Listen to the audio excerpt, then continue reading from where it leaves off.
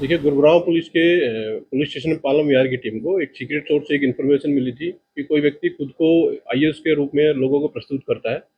और इसी प्रस्तुति के दौरान वो कुछ लोगों से ट्रांसफ़र या कुछ आम लाइसेंस बनवाने की इस तरह की चीज़ों में फंसा करके उनसे पैसे की डिमांड भी करता है और पैसे हटता भी है। इसके ऊपर पालम विहार पुलिस स्टेशन की टीम के द्वारा काम करते हुए इसमें एक अक्यूज़ को अरेस्ट किया गया है। जो अरेस्ट किया गया अक्यूज़ है उसकी पहचान जयप्रकाश के रूप में हुई है और जो कि 31 वर्षीय युवक है। 12वीं पास है ये और उत्तर प्रदेश के जिला प्रतापगढ़ के गांव का रहने वाला है ये युवक। पुलिस के द्वारा इस एक्यूज से एक लाल और नीली बत्ती लगी हुई गाड़ी, कुछ फेक आधार कार्ड, एक फेक आम लाइसेंस, इसके अलावा पासपोर्ट, वॉकी टॉकी सेट और कुछ अन्य सामान भी इसे पुलिस के द्वारा बरामद किया गया है। पुलिस के द्वारा अक्यूज को पेश करके 3 दिन की कस्टडी में लिया गया है और इस कस्टडी के दौरान इससे पूछताछ की जाएगी कि किस किस लोगों से इसके द्वारा इस प्रकार की ठगी है वो की गई है। ये जो पैसे लेता था किस एवज में पैसे लेता था और कितने पैसे लेता देखिए, फिलहाल तक की जो इंटरोगेशन में है उसमें एक्यूज के द्वारा बताया गया है कि ये अलग अलग लोगों से ट्रांसफर करवाने के नाम पर के कहीं नौकरी दिलवाने के नाम पर और कहीं फर्जी आम लाइसेंस बनवाने के नाम पर भी इसके द्वारा ठगी की जाती थी। पुलिस रिमांड के दौरान इसे सभी व्यक्तियों की जानकारी हासिल की जाएगी, किस किस व्यक्ति से इसके द्वारा कितने कितने रुपए लिए गए हैं।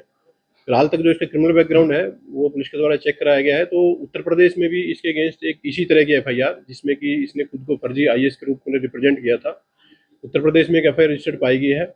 फिलहाल पुलिस कस्टडी में एक्यूज है और कस्टडी के दौरान जैसे जैसे ये फैक्ट बताएगा उसके बाद पुलिस फर्दर जो है इस केस में जांच आगे बढ़ाएगी। है? जो आम लाइसेंस जो बरामद हुआ है क्या वो फर्जी है या देखिए, अभी तक की जांच में पाया गया है कि वो आम लाइसेंस फर्जी है, तो फिर भी एक्यूज अभी पुलिस कस्टडी में है। 3 दिन की कस्टडी उसकी है और कस्टडी के दौरान ही सारी चीज़ें क्लियर हो पाएंगी और कस्टडी के दौरान ही जो अन्य जो डॉक्यूमेंट्स इससे पुलिस को रिकवर हुए हैं उनकी भी पुलिस के द्वारा जांच कराई जाएगी कि कहाँ कहाँ से उसके द्वारा डॉक्यूमेंट बनाए गए हैं और यदि इस पूरे मामले में कोई अन्य व्यक्ति भी कोई संलिप्तता सामने आएगी तो उसको भी पुलिस अरेस्ट करके और सख्त से सख्त कार्रवाई इस मामले में बताया करेगी। ये भी जा रहा है कि जो ये पैसे देता था उससे अपने परिवार के लिए देखिए, अभी तक पुलिस को इस एक्यूज से अरेस्टिंग के दौरान करीब 2.5 लाख रुपए के आसपास कैश पुलिस को रिकवर हुआ है और फिलहाल तक इसने पूछताछ में यही बताया कि ये जो पैसा लोगों से चीट करके लेता था उसको अपने और अपने परिवार के ऐशो आराम की जिंदगी में खर्च करता था। फिर भी पुलिस अभी कस्टडी में है तो कस्टडी के बाद ही कुछ इस मामले में पूरी तरीके से स्पष्ट तौर पर कुछ कहा जा सकता है। एक इंस्पेक्टर का ट्रांसफर का लेटर मिला है, क्या वो हरियाणा पुलिस के ट्रांसफर का है या देखिए, अभी मैंने जैसा बताया कि इससे काफ़ी मात्रा में कुछ कागजात, कुछ आइडेंटिटी प्रूफ, आधार कार्ड्स और कुछ कैश के अलावा में एक गाड़ी जिसके ऊपर की भारत सरकार लिखा हुआ था और लाल और नीली बत्ती उसके ऊपर लगी हुई थी, इसके अलावा कुछ आईडी कार्ड्स और कुछ फर्जी आईडी कार्ड्स की डोरियां भी इससे मिली है।